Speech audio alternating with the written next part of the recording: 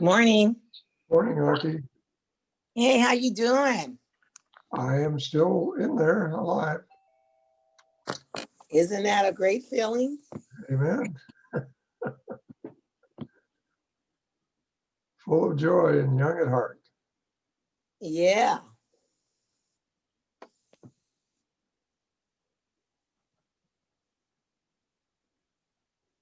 Hey, Sam.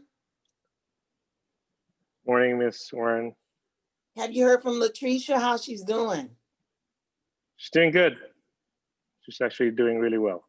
Good. I'm happy for her. Yeah, that's a great position. And where did she go? She went to the Mojave Water Agency as the executive assistant. Hey, James. Hey, Angela. Hey, good morning, everyone. Hey, Don. The executive assistant. Don, you know I'm in love with your staff members, right? Which ones? All of them. That's good to know. Yeah. I was up there on the 5th floor and got a chance to see Brad. You're really, I like the way you're growing the young people. You know, that is just wonderful. They have lots of energy and experience. It's good. Yes, very much. Hey there, Mr. Dieter. Haven't talked to you in a while. I know, it's been a while. How are you doing? I'm doing well. How are you? Awesome, awesome. Good. Hey there, Jim. Well, it is 9 o'clock, so I'll call this meeting of the San Bernardino County LAFCO to order. This meeting will proceed as a teleconference in compliance with the waivers to certain Brown Act provisions under the governor's executive orders in response to the COVID-19 state of emergency. The agenda provides members of the public the ability to provide comment when participating via Zoom video conference or Zoom via phone by either clicking the raised hand button from the Zoom browser or Zoom app, or for those on Zoom via phone, you can always also raise your hands by pressing *9. Comments and testimony are limited to 3 minutes. Additionally, the agenda also informed the public that they may submit written comments by mail, email, or online through the Commission's website public comment link no later than 7:30 a.m. today. These comments and testimony will be read onto the meeting record at the appropriate time. Madam Clerk, would you please call the roll? Yes, good morning. Commissioner Bagley, I'm here. Commissioner Cox, Commissioner Curatolo, Present. Commissioner Demeyer, Present. Commissioner Dennison, Commissioner Farrell, Yes, here. Commissioner Lovingood, Commissioner McCowan, Here. Commissioner Rao, Good morning. I'm here. Commissioner Rutherford, Yes. Commissioner Warren. Here. Thank you. Very good. We have a quorum. I understand that Dr. Cox will join us late since she's finishing up another meeting at this time. With Yes. that, would you all put yourself on mute and join me in the Pledge of Allegiance?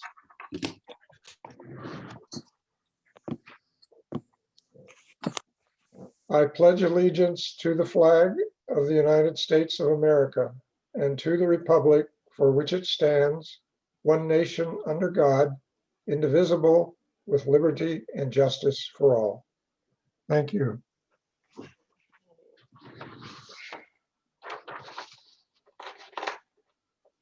So anyone present at the hearing who is involved with any of the changes of organization to be considered and who has made a contribution of more than $250 in the past 12 months to any member of the commission will be asked to state for the record the commission member to whom the contribution has been made and the matter of consideration with which they are involved. Before we move to the first item, I have one more statement. The following will be the manner in which the commission will consider items during this meeting. I will first call on staff to make a presentation for the next item on the agenda. Following the presentation, I will call on the commissioners who may have a comment or question for staff. I will then ask the clerk whether any members of the public have submitted written comments for the item, as well as anyone on the video conference or on the phone who wishes to make a comment. I will then come back to the commission to see if there are any further discussion. If the item is an action item, I will then ask for a motion and request the commissioner making the motion or seconding identify themselves. I will then ask the clerk to do the roll call. First order of business are consent items. Madam Clerk, have we received any comments from the public on consent items? None received. Do any of the commissioners wish to pull anything off of consent? Seeing none, could I have a motion on consent calendar? Mr. Chairman, I move the consent calendar in the form that's been presented. Rutherford. Mr. Bagley. We have a motion by Commissioner Bagley and a second by Commissioner Rutherford. Madam Clerk, would you call the roll? Yes, Commissioner Bagley, Yes. Commissioner Cox. Mhm. Oh. So sorry, she's running late. Okay. Commissioner Curatolo, Aye. Commissioner McCowan, Yes. Commissioner Rao, Yes. Commissioner Rutherford, Aye. Commissioner Warren. Aye. Thank you. The consent Commissioner calendar. Farrell, Oh, yeah. Commissioner Farrell in Cox's stead. Yes, Aye. Commissioner Farrell, I'm sorry, excuse me. Sorry about that. Consent calendar passes unanimously. We have three public hearing items today. The first one, item 8, is a consideration of mitigated negative declaration prepared by the county as CEQA responsible agency for LAFCO SC 453 and consideration of LAFCO SC 453 City of Redlands pre-annexation agreement number 20-51 for water and sewer service. I will open the public hearing and ask the staff to make a presentation. Thank you, Mr. Chair. The City of Redlands, on behalf of the property owner, has submitted an application for commission review requesting authorization to provide or to extend water and sewer service outside its corporate boundaries as required by Government Code 56133. The county processed a conditional use permit for the project, which is a gas station, a convenience store, and a car wash on a 1.28 acre parcel. And the conditions of approval for the project includes the requirement to connect to the city's water and sewer facilities. The city's application indicates that water will be provided through connection to an existing 12-inch water main in Crafton, and sewer service will be provided through connection to an existing 8-inch sewer main also in Crafton. Staff has reviewed this request for the provision of water and sewer service by the City of Redlands against the criteria established by commission policy and state law. The parcel to be served is within the sphere of influence for the City of Redlands and is anticipated to become part of the city at some point in the future. The proposed development requires to receive water and sewer service from the city as outlined in the conditions of approval for the project. And staff supports the city's request since its water and sewer facilities are adjacent to the proposed development. Therefore, next slide, please. Staff is recommending approval of LAFCO 453 by taking the recommended actions on page 1 and 2 of the staff report, which is also on the screen. For environmental review, certify that the commission, its staff, and its environmental consultant have reviewed and considered the mitigated negative declaration prepared for the development of the gas station, convenience store, and car wash on approximately 1.28 acres and found them to be adequate for the commission's use. determined that the commission does not intend to adopt alternatives or additional mitigation measures for this project, that all mitigation measures are the responsibility of the county and others, not the commission. Note that this proposal exempt from the California Department of Fish and Wildlife filing fees, since the filing fees was the responsibility of the county as CEQA lead agency, and direct the executive officer to file the notice of determination within 5 days of this action. Next slide, Mike. Approve LAFCO service contract 453, authorizing the city of Redlands to extend water and sewer service outside its boundaries to assessor parcel number 0298-41201 and adopt LAFCO resolution 3315. That ends my presentation. I'll be happy to answer any questions at this time. Any question of staff before we ask for public comment? Hearing none, Madam Clerk, were there any written comments submitted for this item? None received. If there are any public on Zoom who wish to speak on this item, please click the raise hand button, or for those on Zoom via phone, please raise your hands by pressing *9.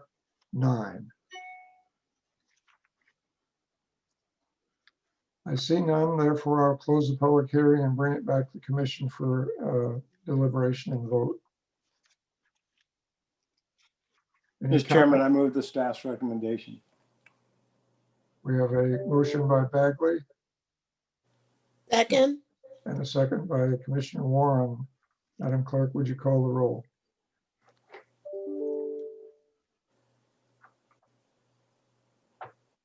Sorry about that. Commissioner Bagley, Yes. Commissioner Curatello, Aye. Commissioner McCowan, Yes. Commissioner Rao, Yes. Commissioner Rutherford, Yes. Commissioner Warren, yes. Commissioner Farrell, Yes.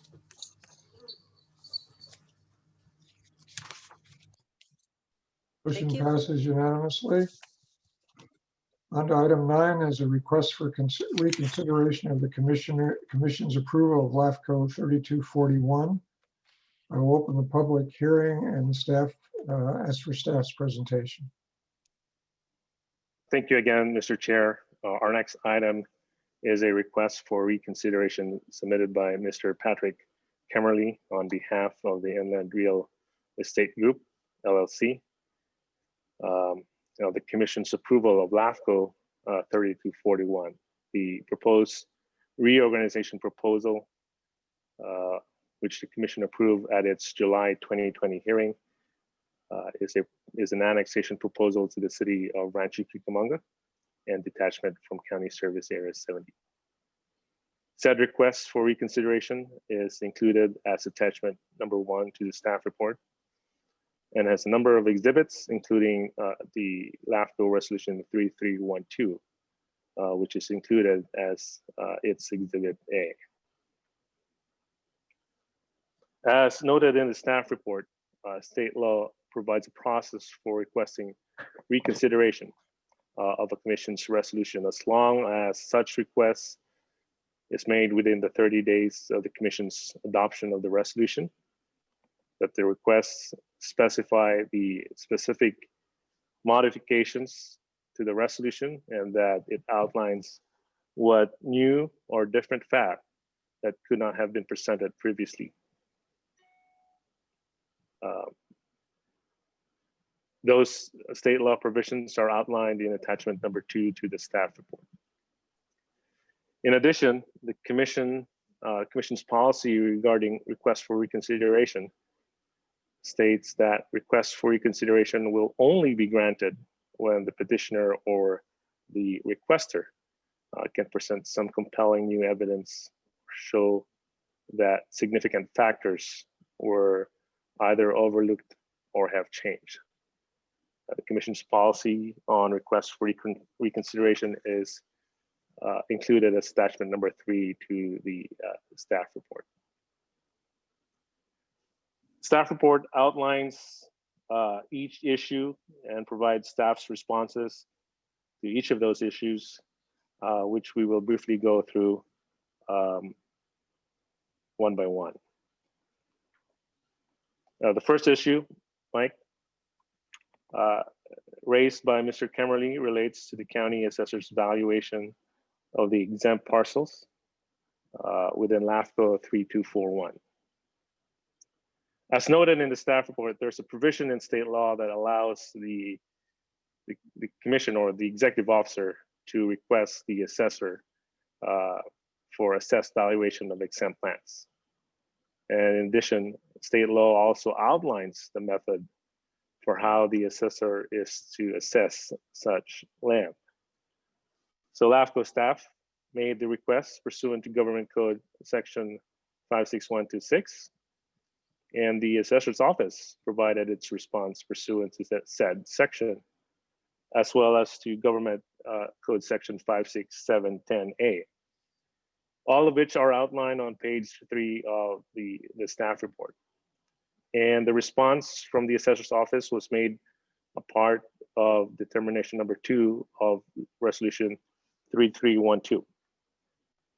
Therefore, with regard to this issue, it is staff's view that the request for reconsideration presents no new or different fact that could not have been presented previously, no compelling new evidence or showing that significant factors were either overlooked or have changed to warrant reconsideration.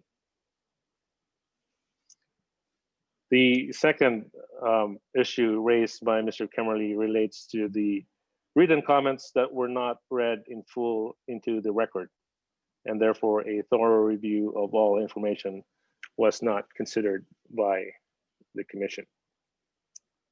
Staff's response noted that the notice of hearing that was published in the newspaper, the notice to landowners and registered voters within LAFCO 3241, both of which were published and mailed 21 days in advance of the hearing, and the agenda notice that is posted on the website, all of which are included as your attachment number 6 to the staff report, clearly outline how one can provide comment, including participating the Zoom meeting and providing written comments limited to a maximum of 250 words, which will be read into the record at the appropriate time.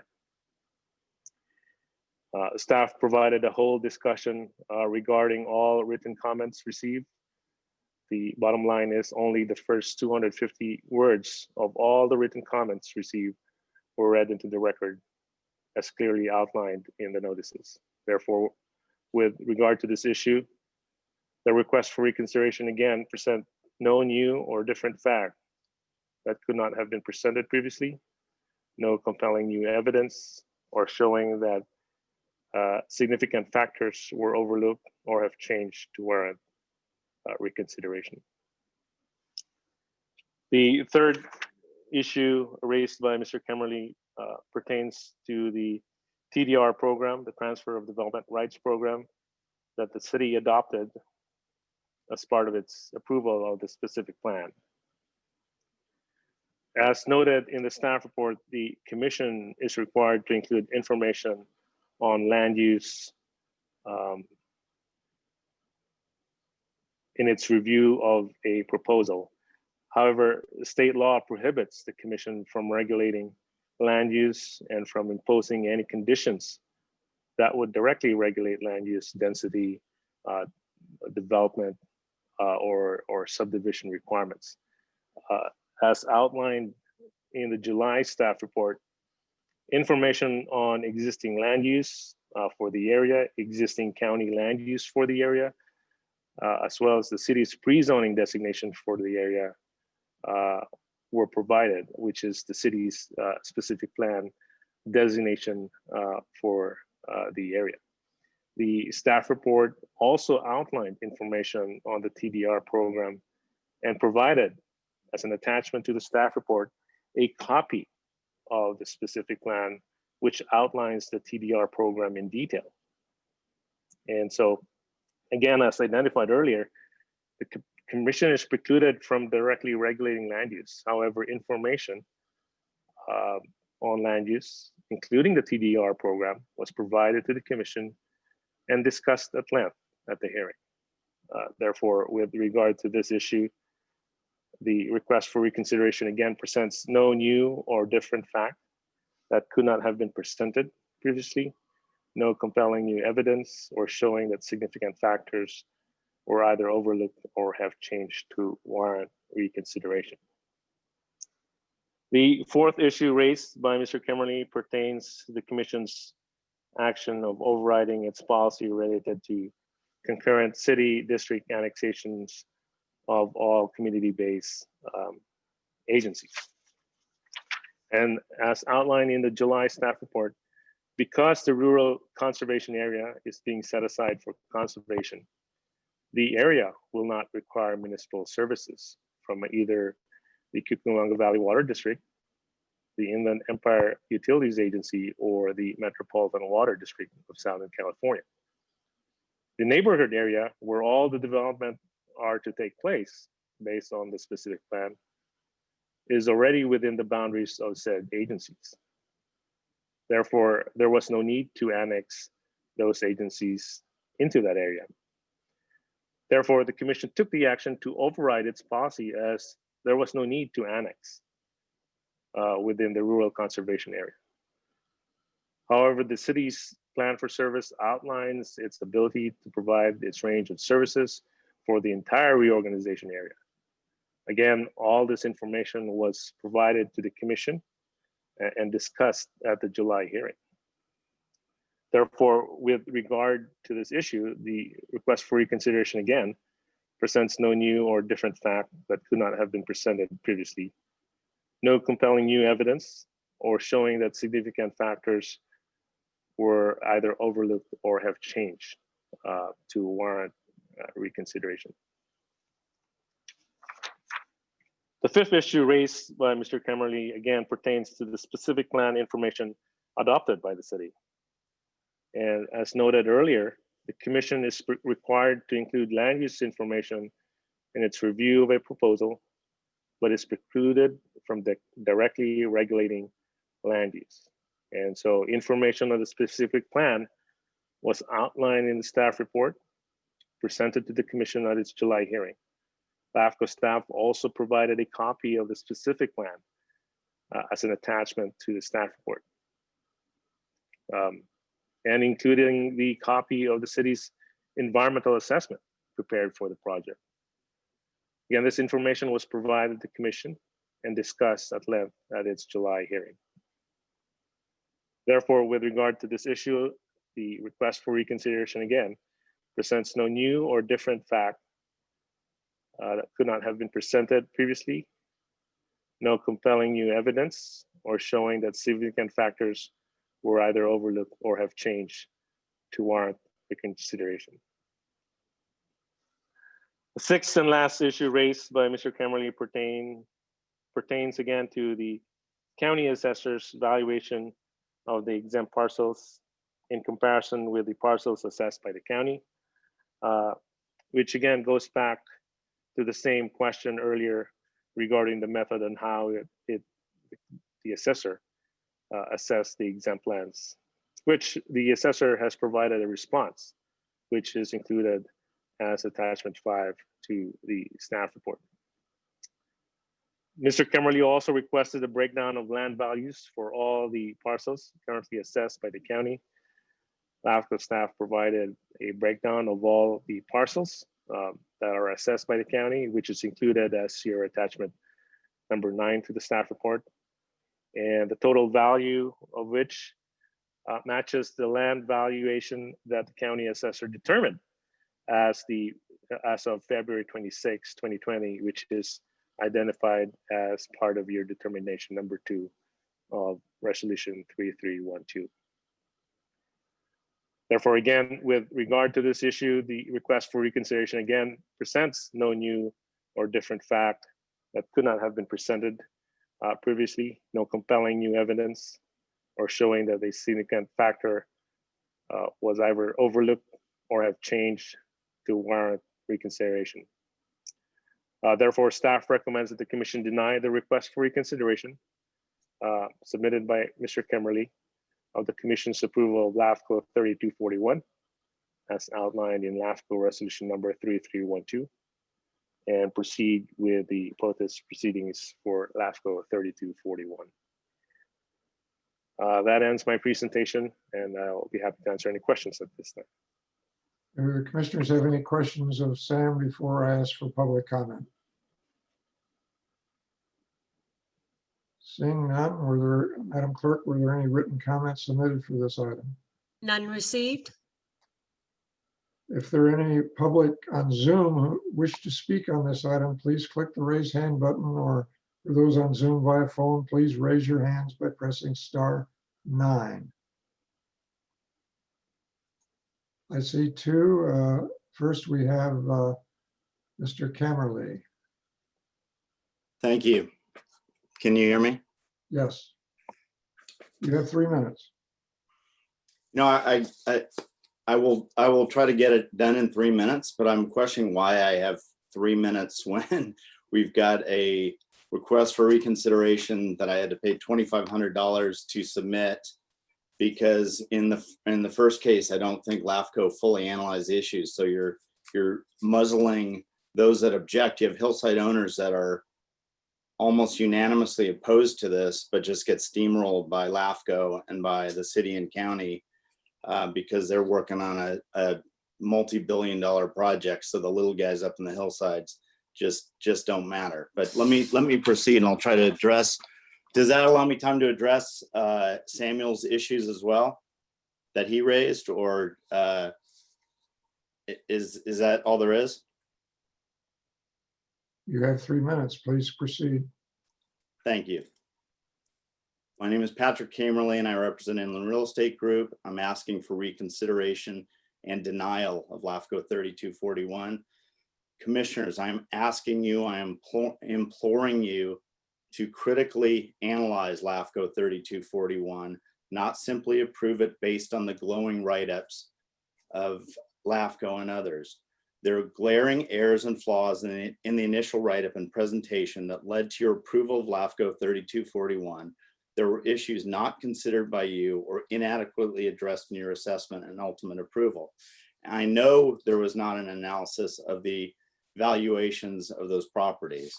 A simple look at this $35 million valuation of public lands, when $23+ million comes from the North Etiwanda Preserve. That's what they're valuing this property at. It was dedicated in 1998 as mitigation property by the state of California for the 210 freeway.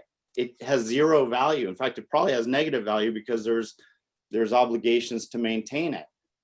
But for them to value it at $23 million and for you to approve it based on that is absolutely absurd and not right. 3241 is a county city project allowing for development of 790 acres currently zoned flood control. It is only possible to develop that project by taking the development rights to the hillside owners and dedicate the hillside owners property as open space / mitigation. Numerous objections were made at the initial hearing, and I don't think they were considered.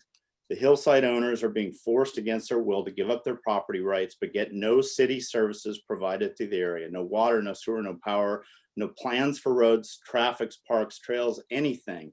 There are no development standards at all for the hillside area. If I were to go in and try to develop the property in the city, nobody would have any clue as to what they're going to require of me. It would be impossible. On the eve of the July LAFCO hearing, the agenda included evaluation assessment of the public previously exempt land. It was assessed at $35+ million, as I mentioned. The private hillside owners' land was assessed at $24 million. The net effect is the assessment makes it impossible for the hillside owners to defeat LAFCO 3241. Even if we unanimously oppose it, which we probably will, we're at 23 million and they're at this inflated, bogus $35 million value. There is no explanation whatsoever on the previously exempt land. I've not seen the justification, and that I was not aware was even in the public record. So let me reiterate that of the $35 million, 23 million plus is in value is ascribed to the North Etiwanda Preserve. land already dedicated as mitigation and property in 1998. It can never be developed, ever. It has no value. That has to be disregarded. That is new information that I know was not considered by this commission. That's 11 time, sir. May I please Time. continue to finish up? I don't have that much more. Please finish up. Thank you very much. 11 million comes from the various Edison properties. And again, these are public utility properties with no development potential and no value. The commission needs to do a very thorough analysis of these assessments versus that of the private hillside owners' lands. If it is not done, it will render the objection process moot. Private hillside owners' collective valuation is undervalued. It's based on 20 and 30-year-old valuations from the assessor, and they are not current values. Based upon the valuations presented by LAFCO, defeating 3241 by a vote of the property owners is currently impossible. Commissioners, I ask you to please critically assess these valuations. This cannot possibly be completed today. This requires time to make this assessment and for both sides to have an opportunity to present these valuations. You need to critically analyze these valuations on both public and private lands. The simple fact that the already dedicated Etiwanda Preserve is valued at 20 million should cause you to vote no on LAFCO 3241 by itself, at least Mr. Camerly. pending detailed appraisals. For all of these reasons, LAFCO 3241 must be denied, or at least the vote delayed pending analysis of these critical issues. Thank you very much. Mr. Camerly. Next, we have Mr. Burris. Matthew Burris. Good morning. My name is Morning. Matthew Burris. I'm the Deputy City Manager with City Ranch Cucamonga, and I just wanted to voice our appreciation for the detailed and thorough consideration that LAFCO has provided of this request. As a footnote to Mr. Camerly, just to let him know that Section 5.9 of the specific plan provides 11 pages of detailed development standards for the rural area, just to help point him in that direction. But ultimately, I wanted to let the commission know that we were here on the line with several of our staff in case there are any questions that anyone may have of the city. Thank you very much. Thank you, Mr. Burris.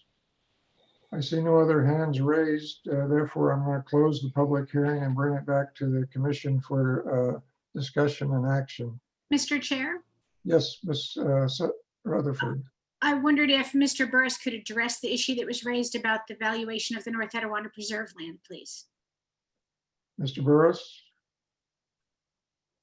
Yes, I may not be the right person to address the valuation of North Etiwanda Preserve. As I understand it, state law lays out the framework and the formula as to how exempt lands would be assessed. On the city's end, we don't have any part in that appraisal process.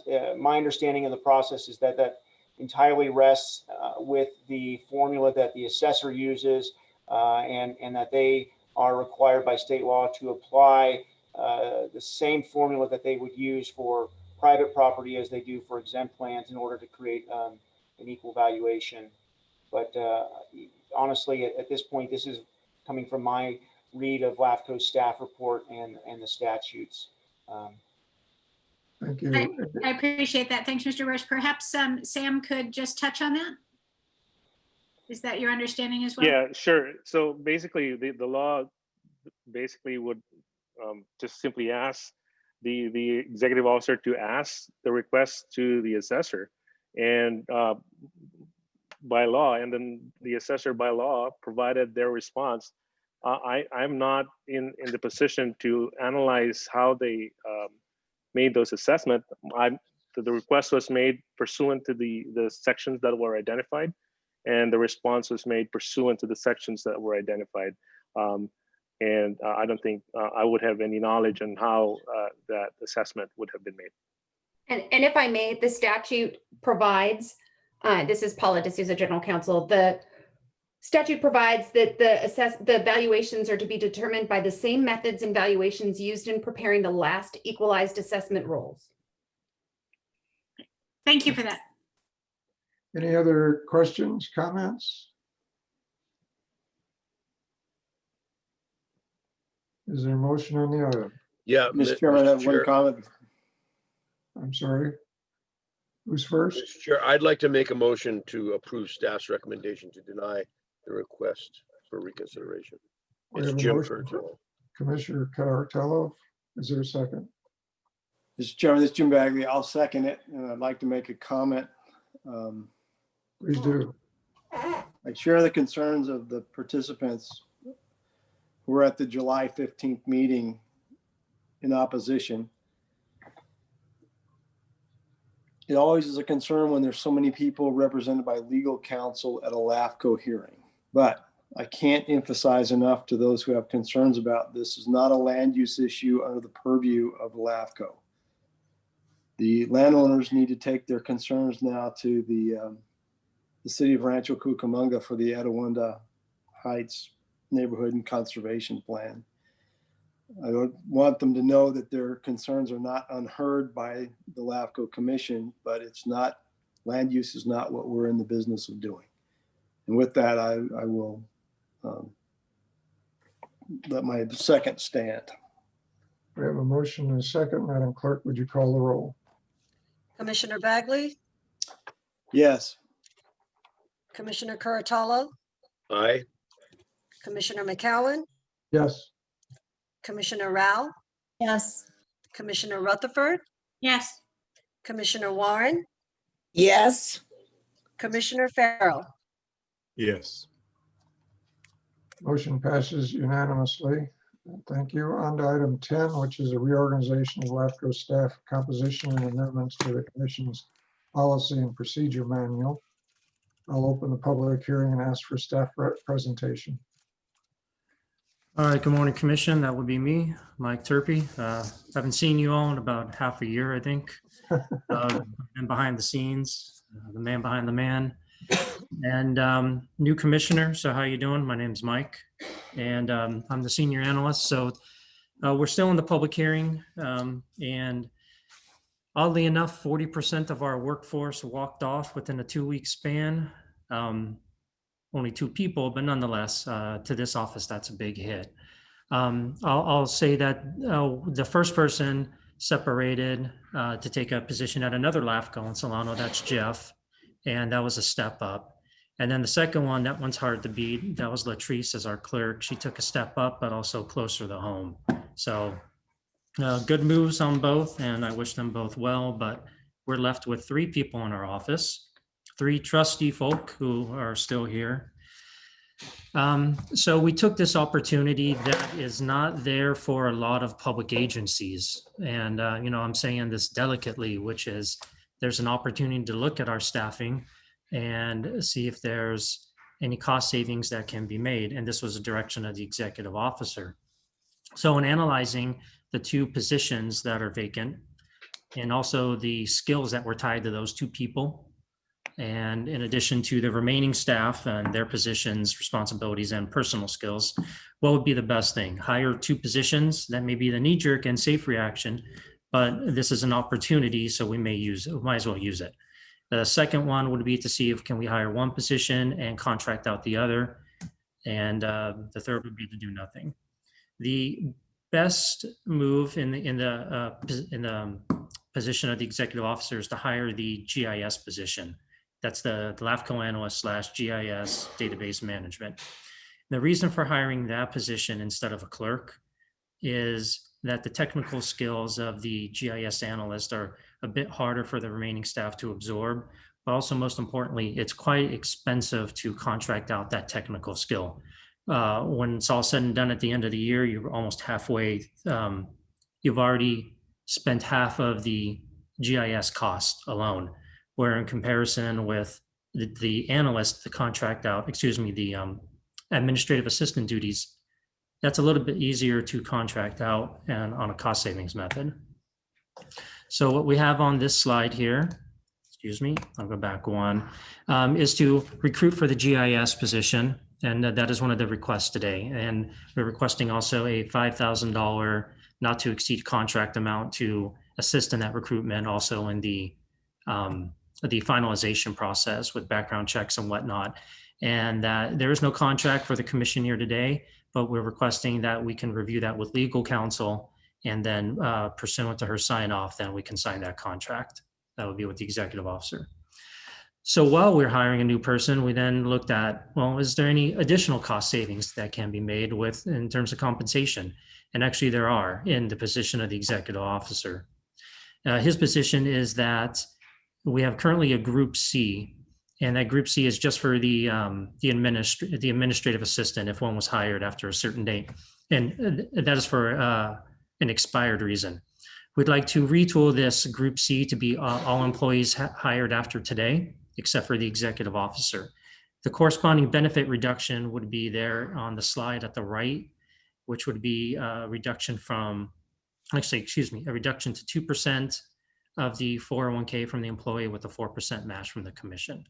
We estimate that that would save $2,000 annually for the GIS position alone, but then you compound that by the year and then any new employees. Slide, please, Sam.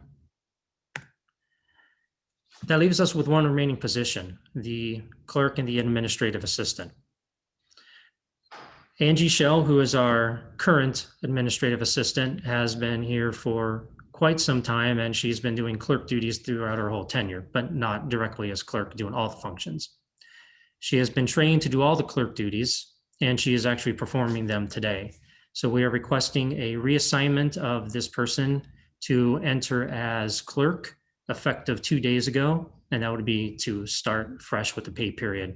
And then she would enter at step 8, which is pursuant to commission's policy, which states that if you're bumped up, you get at least a 2-step increase. So then what do we do with the vacant administrative assistant position? That is the position that we can staff out. We've already contracted with the temp agency, and we have a dedicated temporary help person that assists us. So that would be the package. Now, oh, and excuse me, and also we have Robert Aldrich, who's been assisting us in our service reviews for the past few years. He can come back this year and assist us with the cemetery service review, as well as the park and recreation service review and any background research for staff reports. So the next slide is your staffing model for the year. These are your authorized positions. This is your pool. It doesn't mean that these have to be filled. Right now, we have the executive officer, Samuel, the senior analyst, myself, and the administrative assistant, which is Angie, which would be reclassified to clerk, and then we would recruit to fill the vacant GIS analyst position. And the recommendations that we are asking you to take today, and I'll read these just so you're sure: to fill the GIS position, to authorize that recruitment, authorize Samuel Martinez as executive officer to sign a contract with the firm not to exceed $5,000 following review by LAFCO legal counsel. Number 2, we would modify the policy manual. Those are those 2 slides I just showed a minute ago with the reclassification for Group C with the corresponding reduction in deferred compensation benefit. For Angie Shell, to reclassify her as clerk in order for her compensation to be commensurate with the duties she's currently performing. Enter that position at step 8 and retroactively enter that as of 2 days ago, September 14, the start of a pay period. This would all be memorialized, the policy changes would be memorialized in the draft resolution, which is why this is a public hearing today, as it is the commission's practice to take policy manual items as a public hearing. That concludes my presentation. Any questions of staff before I ask for public comment? Seeing none, Madam Clerk, have we received any written public comment on this item? And just to be sure, is a discussion item we can move on, or is there any further commission action? I actually have a question. Yes, go ahead, Mr. Dunmore. So like the 401k modification, we already have the larger amount built into the budget that we've apportioned to all the agencies, right? Yes, sir. LAFCO's apportionment, LAFCO's funds roll forward. So they would roll forward into next year, which would then reduce next year's apportionment. Gotcha. Okay, that was kind of the question. Okay. It seems like, I mean, for $2,000, you're going to have 2 classes of employees. I don't know if that's really worth it, but that was my question. Thanks. Yes, sir. Madam Clerk, are there any comments we received from the public? None received? Okay, anyone on Zoom that wishes to speak in the public, raise your hand. If you're on the phone, punch *9. Seeing none, I'll close the public hearing, bring it back to the commission for discussion and action. Mr. Chairman, I move the staff's recommendation. It's a really good plan, Sam. Good, wise planning under the circumstances. Thank you. Mr. Chairman, Stephen Farrell, can you hear me? Yes. I was interrupted earlier. I don't know whether someone answered my questions or if anyone even heard my questions. Never heard it. Okay, I apologize. Somehow my Zoom session went. Can I get a second on the motion? I'll second it. Okay, go ahead then. I was curious about the history of the matching contribution. I was looking at the language in the policy manual that had been updated a number of times in the last 20 years.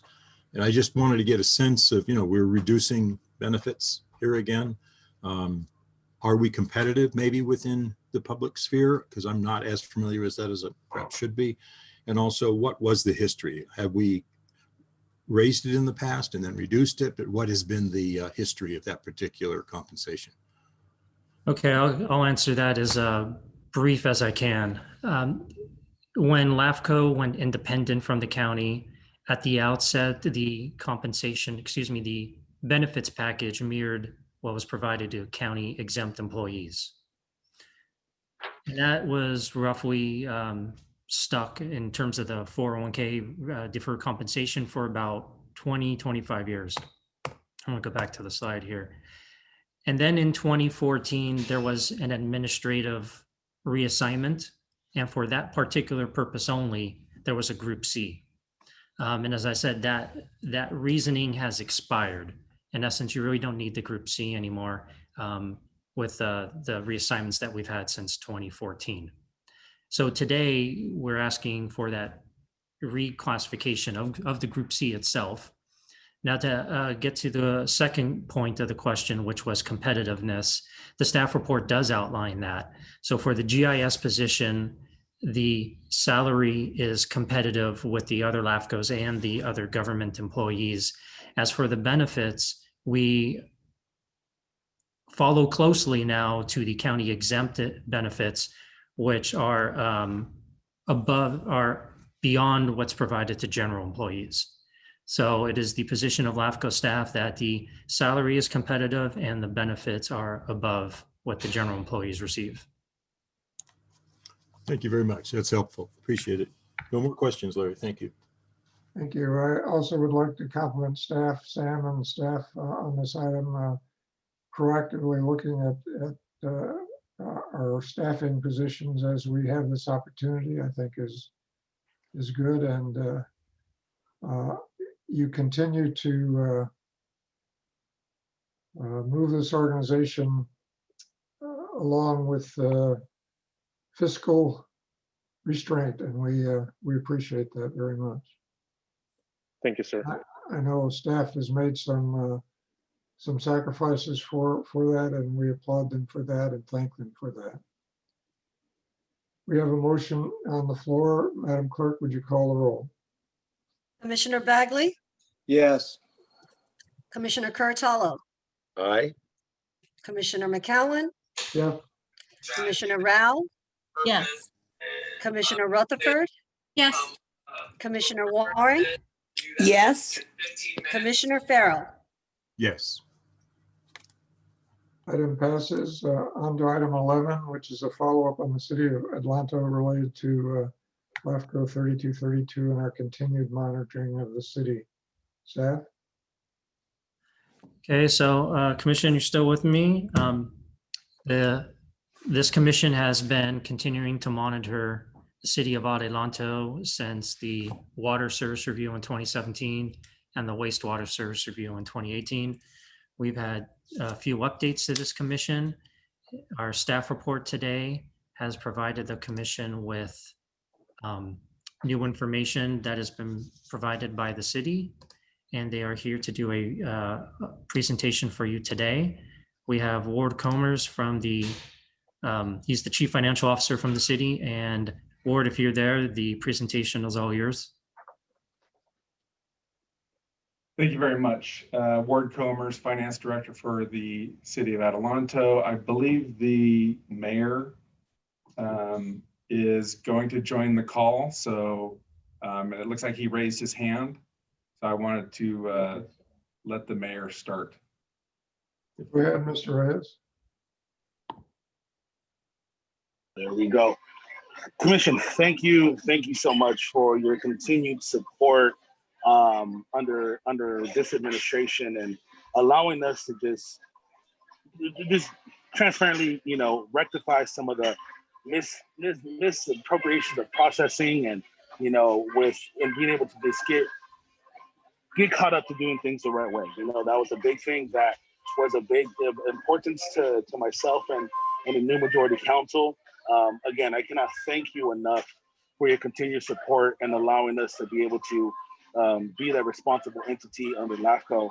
The council has taken aggressive measures to making sure that we got this completed as quickly as possible, as responsible as possible, but most importantly, accurate, right, when it comes to the audits and so forth. So again, just want to thank you for that. The council has created and it has worked with staff to, Mr. Comers will talk about it, and processes and procedures that were needed here in the city.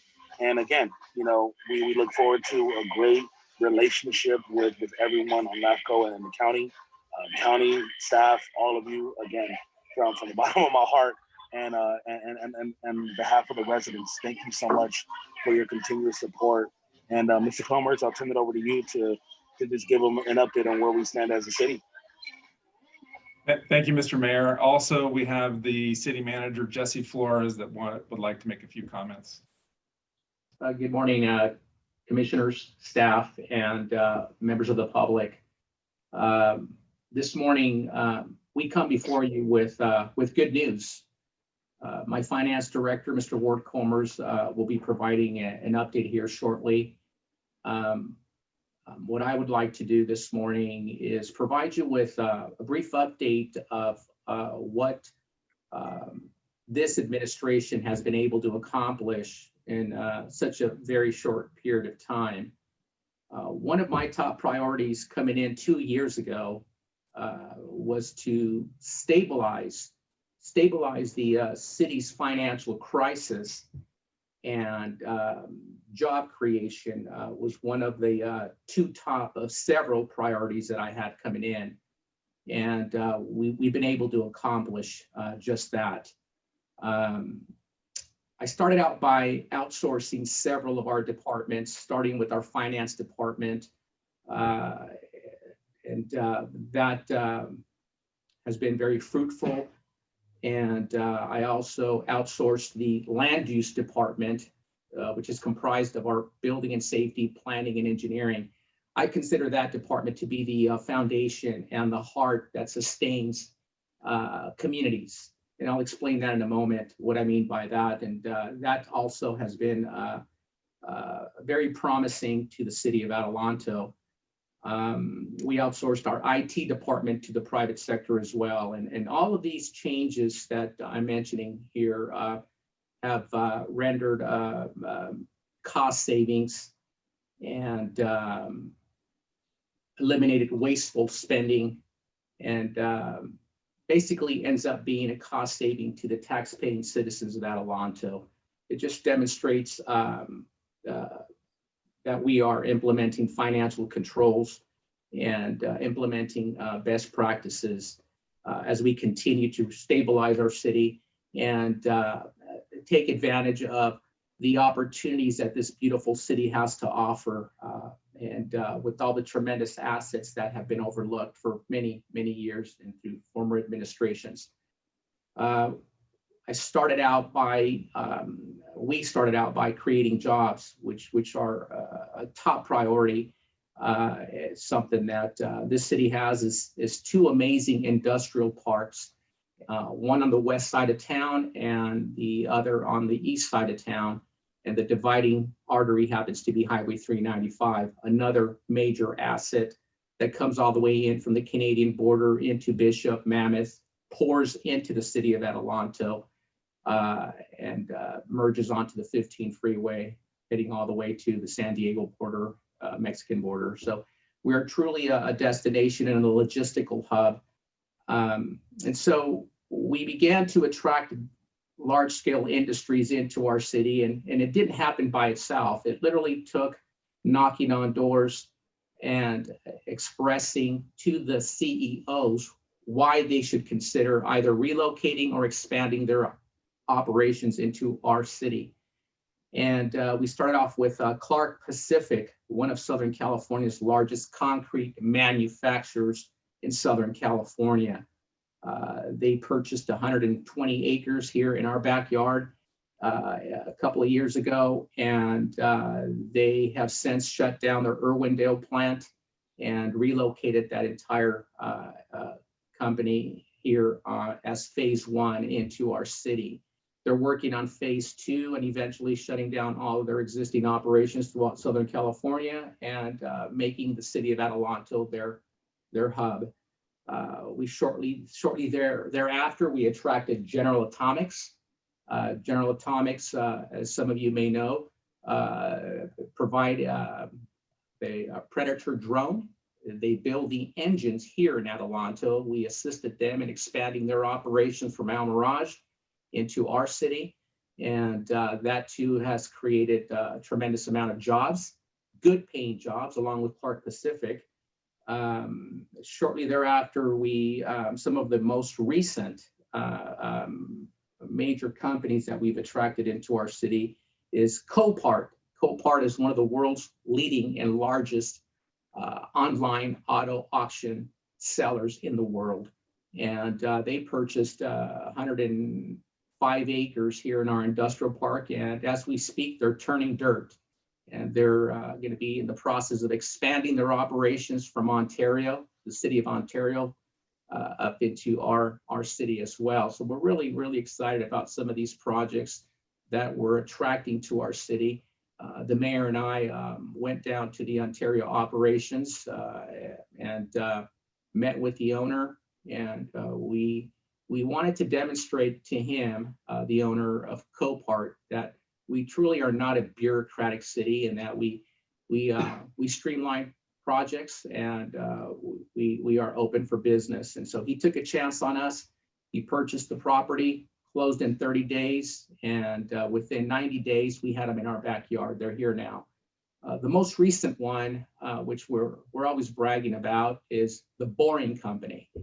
The Boring Company. We met with Elon Musk and his people early this year. We traveled down to the city of Hawthorne, and we took a tour of SpaceX, and we jumped on one of their little vehicles and took that tunnel trip, 1 mile tunnel trip at about 100 miles an hour underground. And we shared with the team that we wanted them to be in our backyard. We didn't want Elon Musk, Tesla, and all his companies leaving our state or even leaving our country. And we wanted them to consider our city as another city where they can expand their operations, that we were open for business. And we wanted to demonstrate to them that we can bring them in a very, very timely manner. And they took a chance on us. They purchased 20 acres adjacent to our baseball stadium, and we had them in our city within less than 60 days. And so the reason we've been able to do that is because of what I mentioned a moment ago. We've been able to streamline these projects through the private sector. My land use department, building and safety, planning and engineering, that's the first stop for these developers. That's where they stop and submit their applications so that they can get their projects entitled. And my team works around the clock. They work 7 days a week. And that's something that we cannot do as a public sector. And we're able to do this through the private sector. And so if I call my land use department, my planner or my engineer, or my building and safety official on a Friday or Saturday or Sunday, they answer my call, and I provide an update to the developer as to the status of their project. And so we're very, very aggressive when it comes to job creation, and we do things that normally the public sector is not able to accomplish.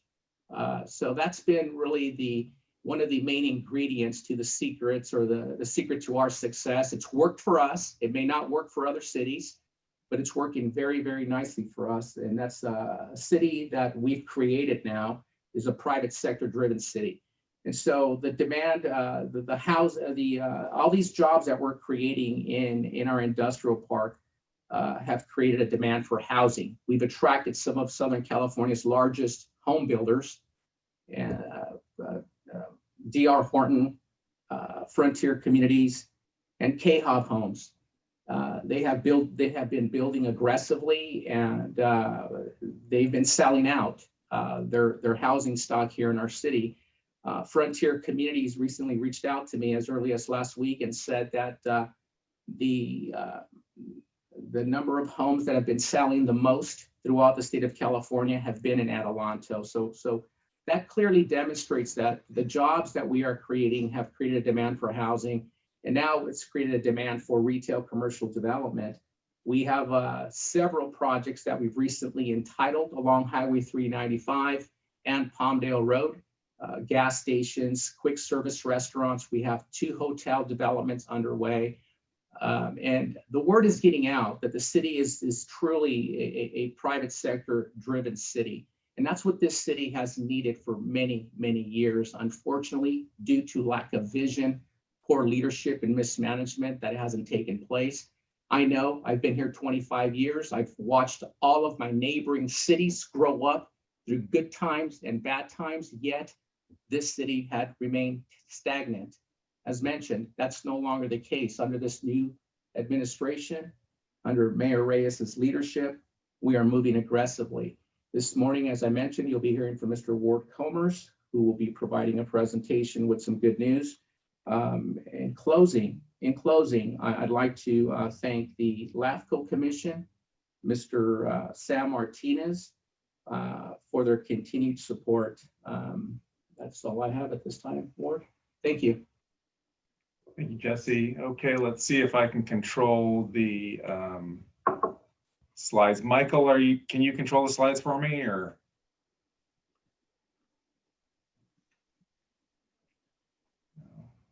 Okay, here we go. So the overview of the presentation today, we'll talk about the status of the audits. I'll briefly go over the internal control findings. We went in those in detail at my last presentation. So I'll just give an update on that. We'll talk about the city's financial position. The commission asked for an update on the estimated fund balances, so we'll talk about that briefly. Also an update on pending litigation, and then we'll talk about some financial stability measures for the city. I also want to mention that the city's independent audit firm, they should be on the call. So if we have any questions for them at the end of my presentation, we can ask them. So the next slide, status of the city audits. So as you're aware, the city fell 4 years behind on its audits by late 2018. Also 1 year of the APUA, which is the Public Utilities Authority, fell 1 year behind by late 2018. As the city manager mentioned, he retained an outside consulting firm in September 2018 to address the issue and to get the city caught up on all of the audits. As I explained to the commission several times now, that we didn't really fully understand the challenge that we had to get caught up. When we came in, we didn't realize that the accounting had not really been done for many years and was in complete disarray. So it's taken quite a bit of work to get to where we are now. But where we are now is that basically all of that backlog that existed in 2018 has been cleared up. So the audits for fiscal year 14-15, 15-16, 16-17, and now 17-18. Those are all completed. Those were the audits that were outstanding when we came in September of 2018. Obviously, since that time, a new audit became due, and that's the fiscal year 18-19 city and APUA audit. So that is one of the audits that is remaining as of now. And we'll go to the next slide. So here's a little chart of the audit completion timeline. Everything above kind of the black solid line there is completed, and everything below is pending. We are looking or anticipating to have the fiscal year 18-19 audits completed, hopefully by mid-November. And then very important to point out to the commission that the COVID pandemic has severely impacted our schedule by 5 months. That's impacted city staff, and it's impacted the city's audit firm significantly. So when we gave the last presentation to the commission in April, the impacts were just starting to be felt then, and then things worsened since then, COVID related. So that is the reason that we don't have 2 audits complete for you at today's meeting. COVID has been a major impact. Next slide, please. So just briefly to discuss the audit findings, internal control audit findings for the 17-18 audit. Most of the findings are unchanged from the prior audits. As I mentioned, we went over those in detail in my last presentation to the commission. 5 material weaknesses were reported. A new finding is added regarding deposits payable. And that essentially is that the deposits weren't being properly reconciled. And then another new finding is added for long-term debt, and that the staff at the time were not properly recording a bond refunding that took place. One of the findings, 2017-003, was resolved, and so that was removed as a material weakness. Also, another prior finding, 2017-004, bank account authorized signers, that was also resolved. So 2 findings fell off, and then 2 were added. 6 significant deficiencies reported. Those are the same as previous internal control reports. And then, as I've mentioned previously, the findings are going to remain until we're basically caught up, or maybe 1 audit after. So we're addressing the items, or have addressed already the items in the internal control findings, but they won't fall off of the report until we have a full year where these have been addressed. So many of these findings you will see in the next 1 or 2 audits. Next slide, please.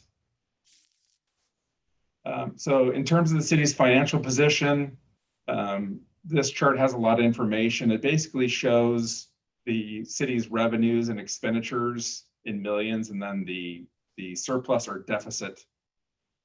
The red line is the expenditures each year, and the green line is the revenue. The red bars down below, that is the surplus or deficit. If it's a red, well, there's one error thanks to Microsoft, but the bars below the line depict deficits. So we want to see the green line above the red. That would mean we're in a surplus condition. The chart shows that the city has had a structural deficit going back to at least fiscal year 11-12. Again, as I've mentioned to the commission, the surplus, or excuse me, the deficit, structural deficit in the city has been going on much longer than that. The city has taken one-time funds and has been able to plug the structural deficit over the years. But those monies are starting to run out. If you look at the fiscal year 2021 adopted column, that is where there's the two highlighted yellow boxes, 21.21. So this fiscal year, we have balanced the budget. And to do that, we have the city has borrowed $4.7 million from the development impact fee funds. So that is how the gap is closed this year. The next slide, I will show what the balances are in those funds. But the city is working very hard. We've taken a lot of steps to increase revenue and reduce our expenditures. In terms of the fund balances, I won't go into each of these in detail, but the top one is the general fund. Basically, there's $50,000 in the fund at the beginning of this fiscal year and at the end. The next four funds, the park fund, drainage fund, traffic fund, and the fire fund, that is where the city is borrowing resources to fill the structural deficit. So as I mentioned, this fiscal year, the city is borrowing $4.7 million from those funds to close the gap. The rest of the funds on this chart are not available for the city to borrow from, but they are assets of the city. Next slide, please. The commission asked for an update on the litigation. Prior to 2019, the city had 18 matters that were ongoing as a named defendant or co-defendant. This city council has been very active in resolving those cases. So basically since 2018 or 2019, 14 of those matters have been resolved, settled. There's still 4 matters ongoing. 2 of those are employment related claims. And then 2 of those, the city is a named co-defendant, where along with 15 or 20 other public agencies. So 2 where the city is named as a co-defendant, there's very little litigation risk there. Next slide, please.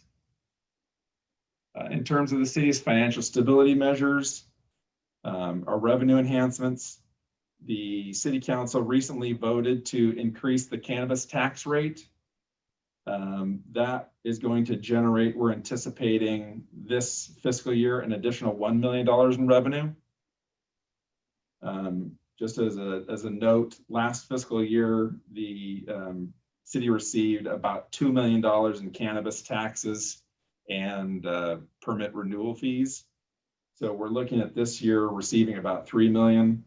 Also, it's important to note that it appears that the cannabis related businesses in Adelanto are growing rapidly. So the $3 million estimate that I have right now for cannabis related taxes is probably very conservative. It might be in the $4 million range because the business is picking up so well. Also, we will be increasing permit fees and other fees this year. We're hopeful that will bring in an additional $500,000 to the general fund. We're also going to be implementing a cost allocation plan internally in the city that will relieve the general fund of about $1 million a year in expenses. In terms of expense reductions, the city has negotiated labor savings of about $1 million a year.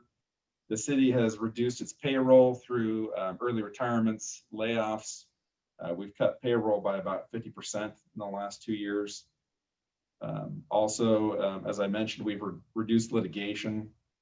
So our litigation expenses, legal fees should be declining going forward. Next is economic development. As the city manager mentioned, we are focused heavily on economic development in the city. The city needs growth to become financially stable.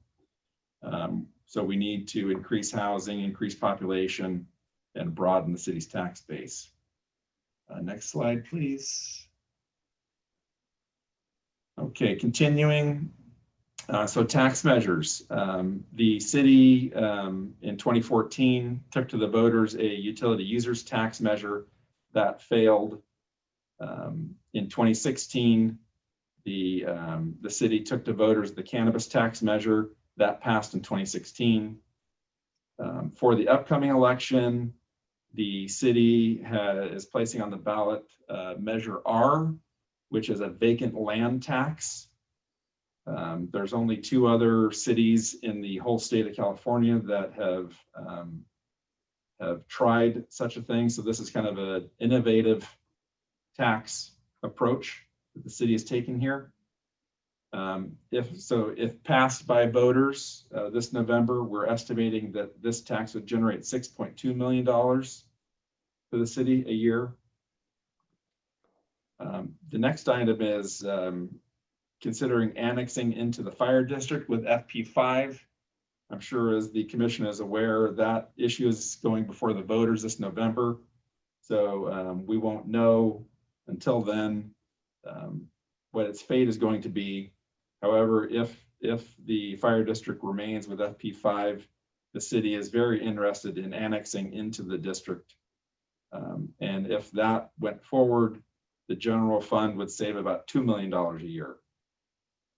So with what I've discussed so far, the revenue enhancements and the expenditure reductions that we've done so far and have kind of on the table right now, the structural deficit, there's a high probability that the structural deficit can be closed. The next item is the looking forward to annexing the LAFCO Area C. That's basically the key to the, some people call it a sliver of finger, but we're calling it the key to the city's future. That area is prime for housing.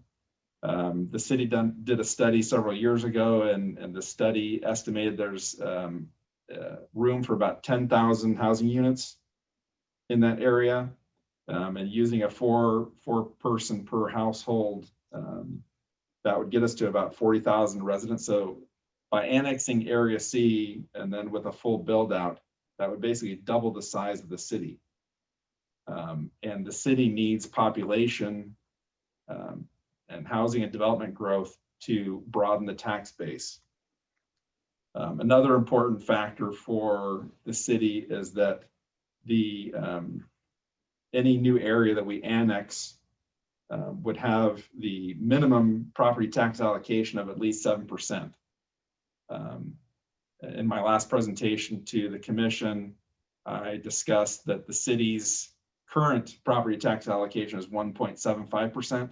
So on a $300,000 house, the city gets about $50 in property taxes because our tax allocation is so low. So that's another important consideration of annexing LAFCO Area C, is that the property tax allocation will be favorable.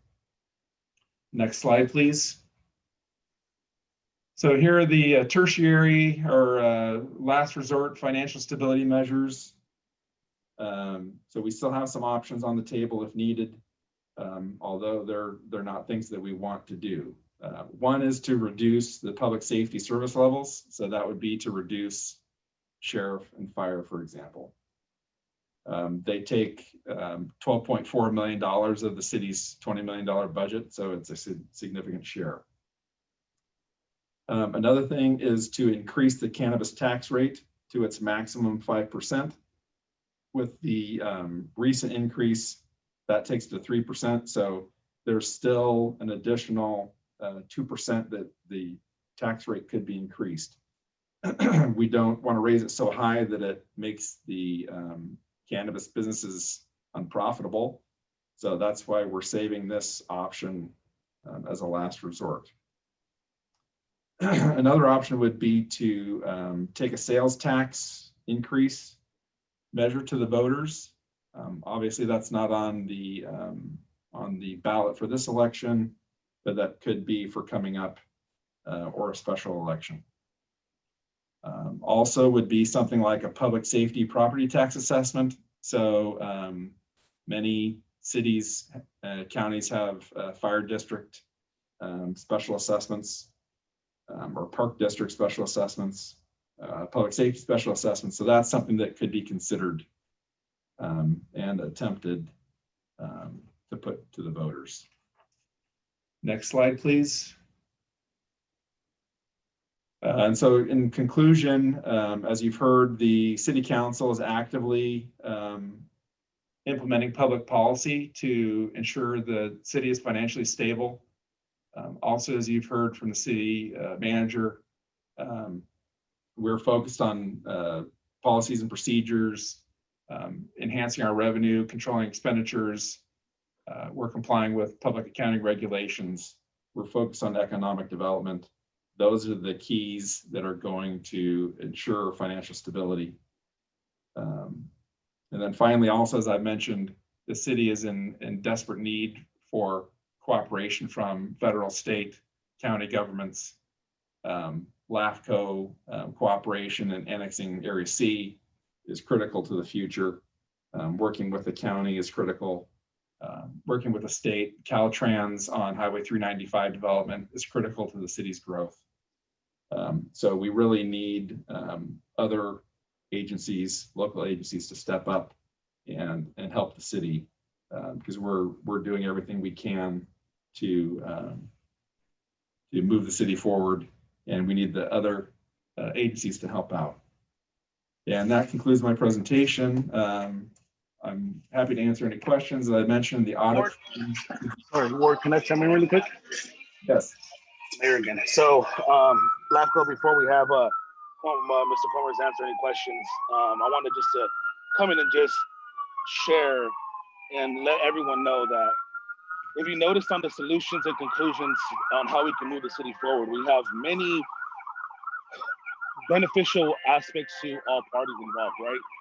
We have solutions, we're being solution oriented, and I do understand and I do know that it's going to require the city to maintain a good relationship and reputation moving forward for any type of assistance. And I think that that's the main reason why, I know that's the main reason why this was such of an importance to myself and the city manager, is to show and prove that we do mean business in regards to, you know, doing things the right way and taking care of, you know, the city in a professional manner. So we wanted to present to you several different solutions that would be beneficial in our growth as a city, and not really focus on the negative, right? We're a forward-looking city, we're a growing city, and we wanted to present that and just share with you all before we do ask for, you know, like the last line was, you know, cooperation from the county, state, and federal levels.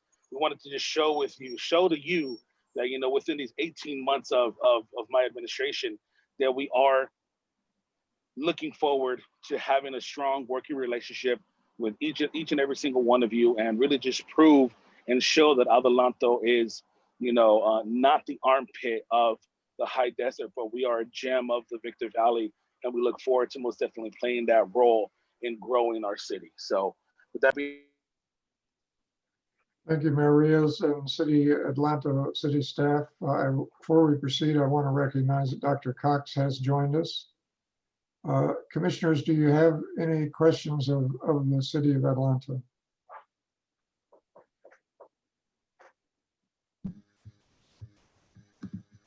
I have a quick question. This is Commissioner Rao. Go ahead. Is the tax on the cannabis industry, is that for retail sales as well as cultivation, or are they all lumped together? Do you have cultivation of cannabis there? Yeah, so there's several different categories. So cultivation is taxed, and that's at a square foot per square foot, 41.5 cents per square foot for cultivation. And then there's other categories, which is dispensaries, manufacturing, testing, and distribution. So all of those other categories are taxed currently at 3% of gross sales.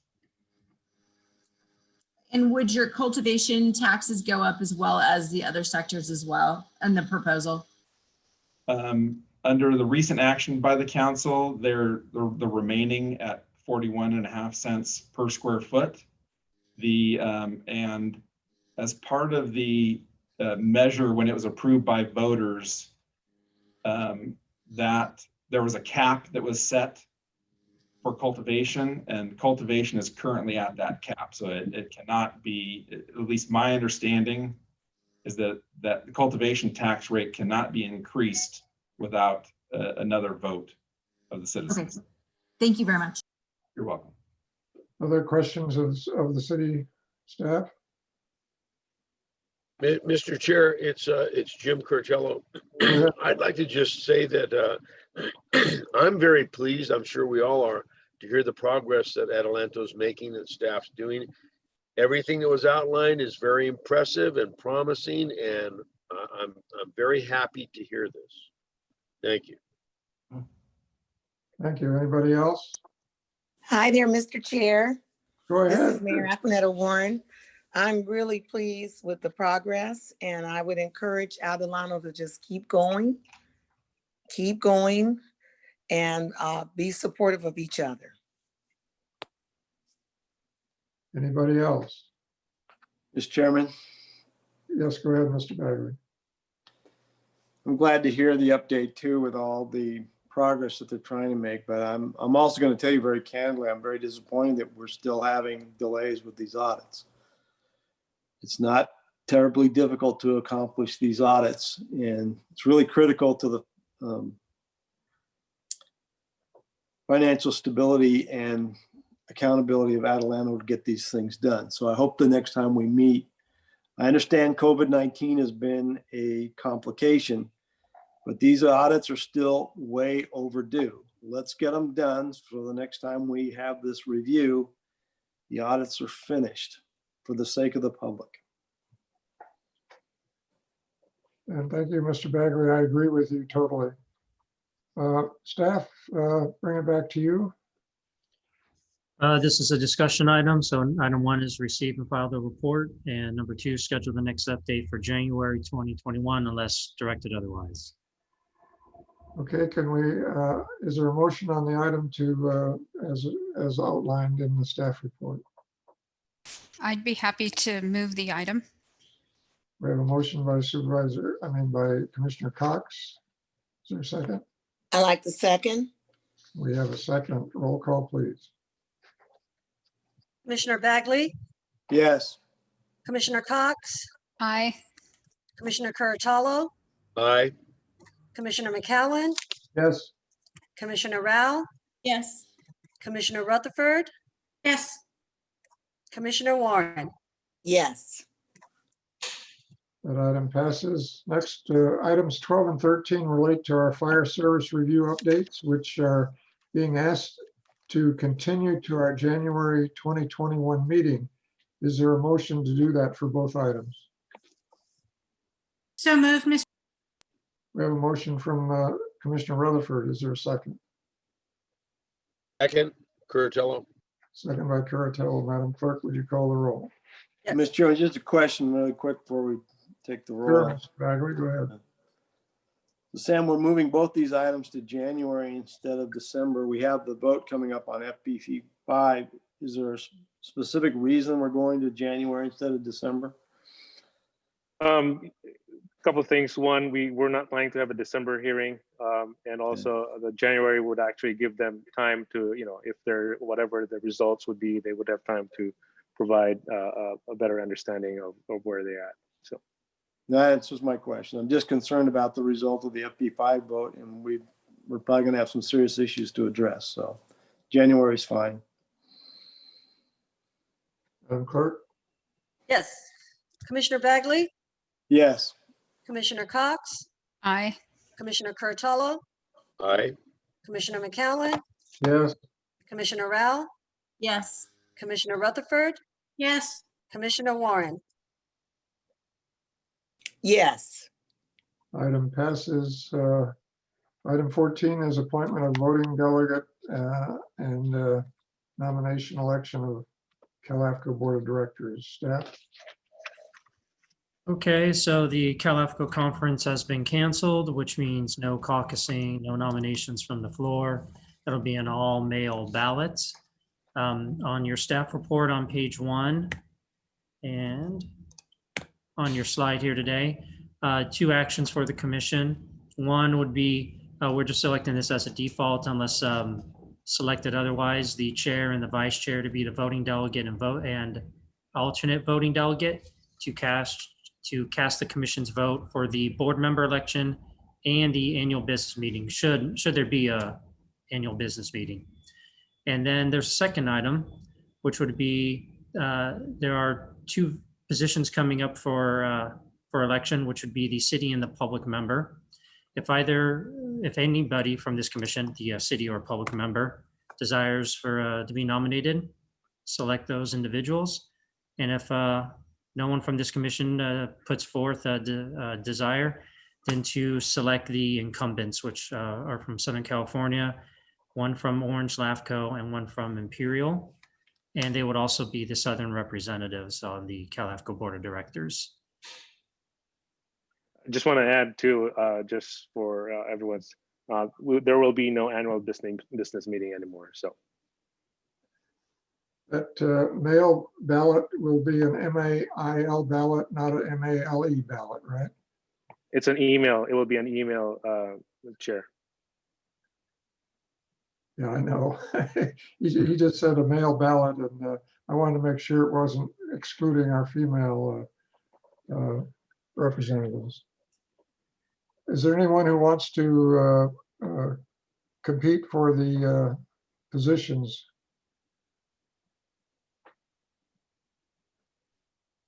Seeing none. Questions, comments, motion? Mr. Chairman, I move the staff's recommendation. I'm glad you want to volunteer, you and Jim. I hope we go back to a conference sooner than later. I'm really disappointed we missed the opportunity this year. I agree. Mr. Chair, just to verify, we're looking at option 2 at this point, which is to vote the incumbents. Is that what your motion is? Mr. Chairman, yeah, that would be Bagley? part of my motion, that we should support the incumbents for the Southern region. Thank you. I'll second that.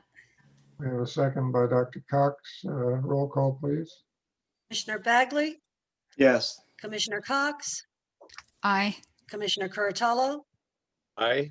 Commissioner McCowan, Yes. Commissioner Rao, Yes. Commissioner Rutherford, Yes. Commissioner Warren. Yes.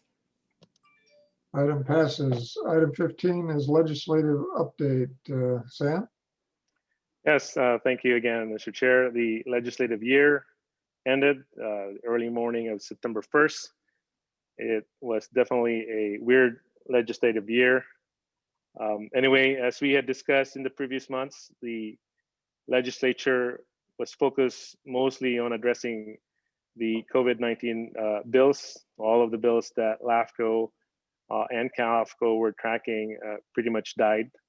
However, those bills will likely be reintroduced next year. So other than the fact that the legislative year has ended, I have nothing else to report at this time. Very good. Executive officers report. Thank you again.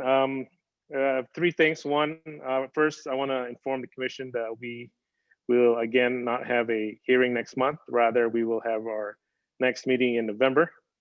I will have Angie send out a reminder that that we were not going to have an October hearing sometime in the next couple of weeks. Secondly, for our November hearing, we are scheduled to have our cemetery service review.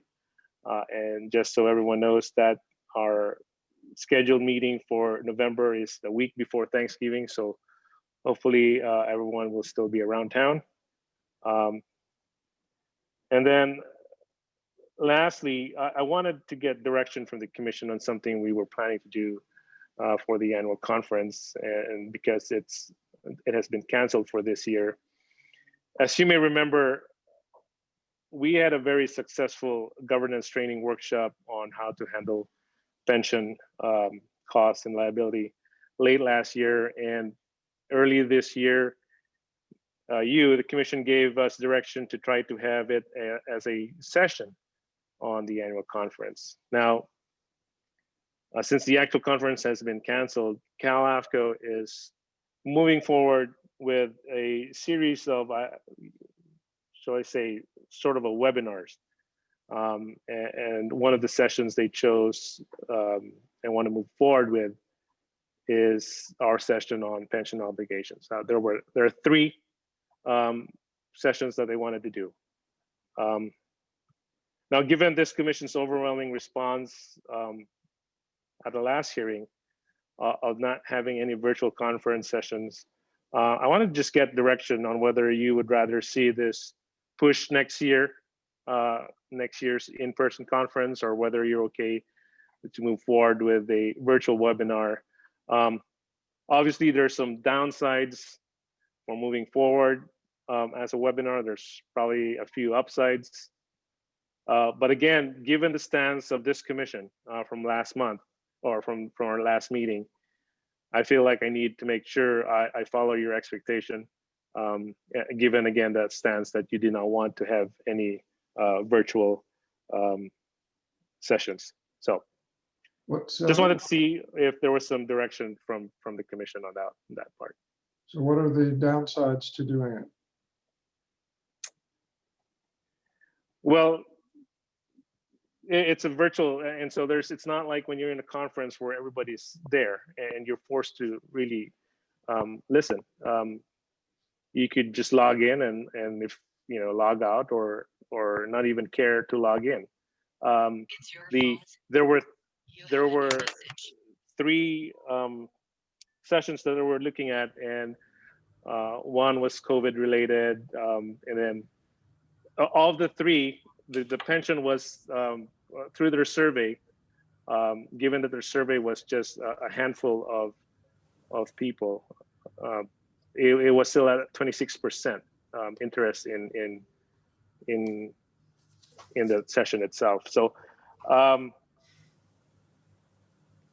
and again, it's different. It's again, for me, it doesn't really matter for us. We will do it if we move forward. It's just that again, from a perspective of a virtual, you really don't have that kind of focus as in a conference. So. Understand, and this is such an important topic that we need as much audience as possible. Other thoughts, comments from the commissioners? And Mr. Chair. Go ahead, Mr. Bagley.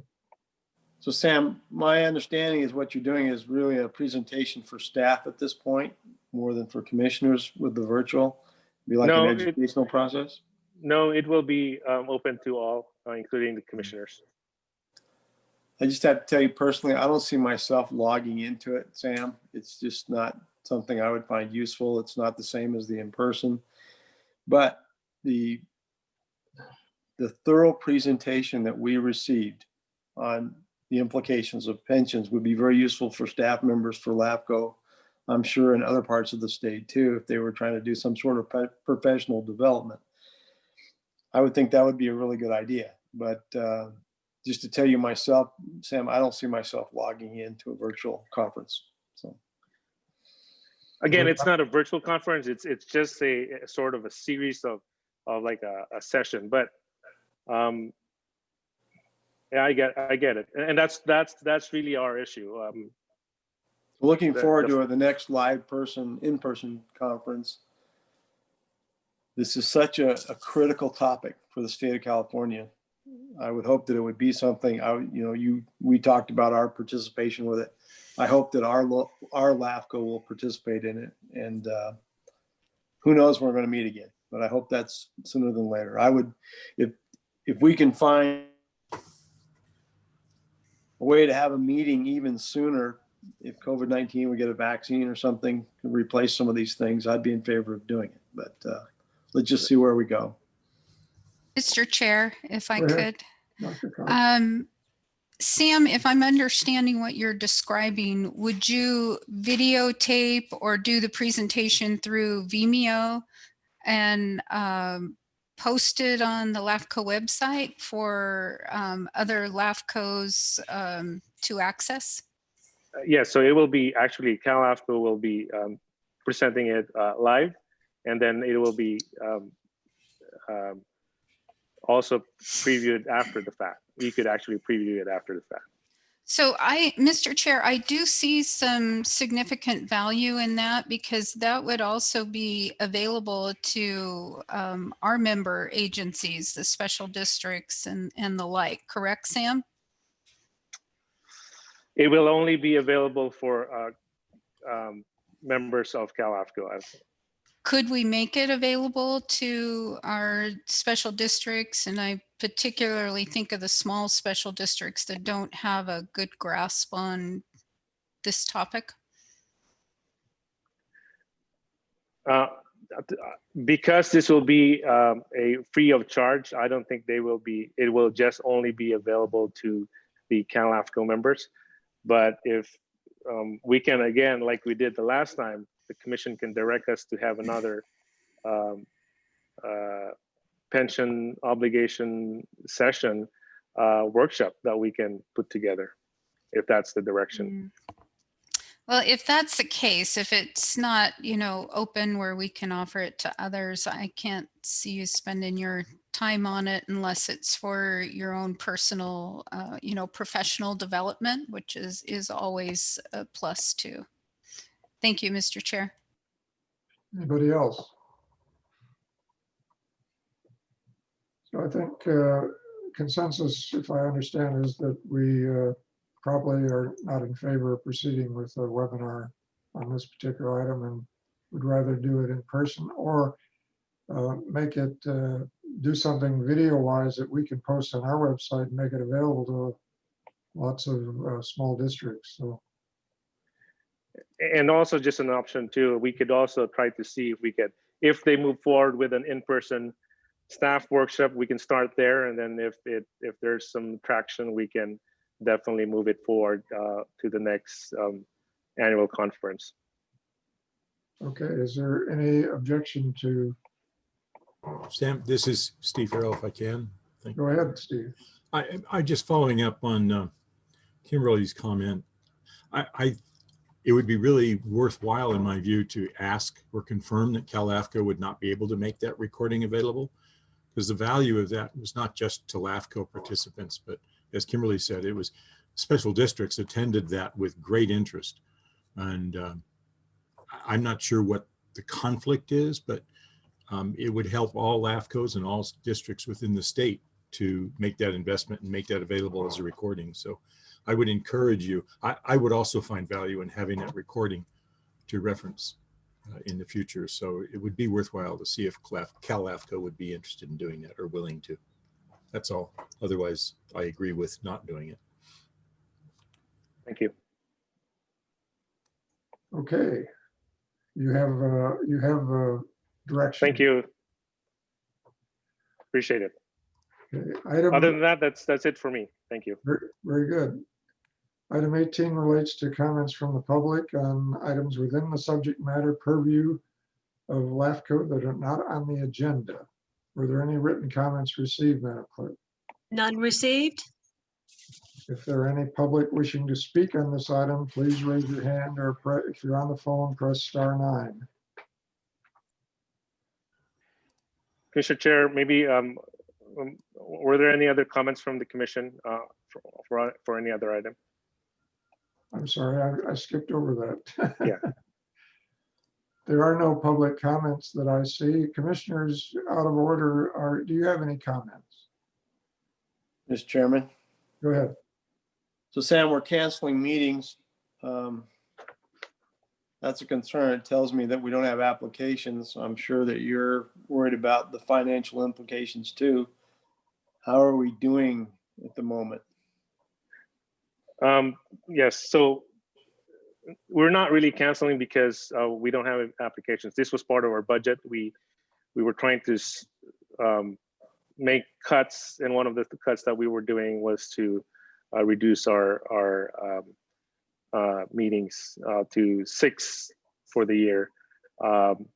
But again, if there's something pressing, we will always take it to the commission. In fact, there's been a request already from one of our agencies on see if they can put something out of order, and I said we'll be more than happy to do so. So it was not because we don't have anything, but it was more of a cost savings measure.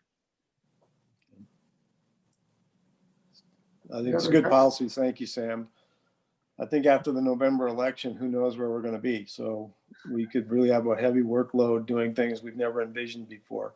I'm really worried about the fiscal health of a lot of our agencies, and that's going to become an issue in 2021. Yes. Any other commissioners wish to comment?